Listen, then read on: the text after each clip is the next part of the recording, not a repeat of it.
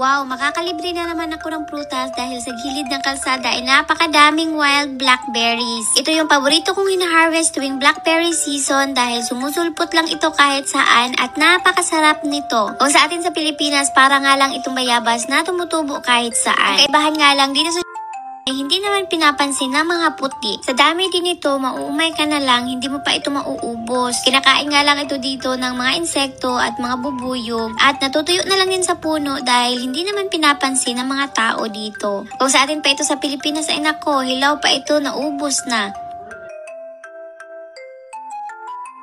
Napakarami na ng mga hinog na wild blackberries dito sa lugar namin. Everett, Washington.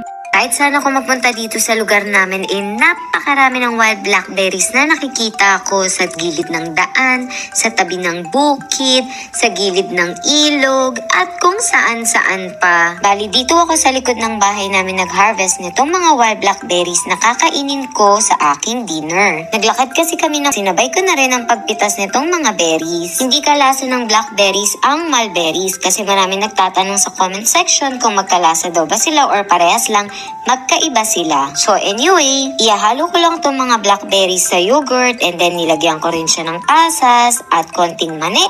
And then voila! Ayan na ang aking dinner. Kapag hindi pa siya hinog, una ay green pa siya and then red. Kapag hinog naman na siya, doon na siya nagiging itim. Kapag hinog na yung mga blackberries ay matamis siya pero kapag hindi pa ay maasim naman. Nakakatuwa talaga, 1 to sawa na naman ako magmumukbang ng blackberries dito sa lugar namin. Excited na rin akong gumawa ng jam at ng tanghulo na request ng aking mga followers this year. So ayun lang muna for today's video. Have a great day, babush!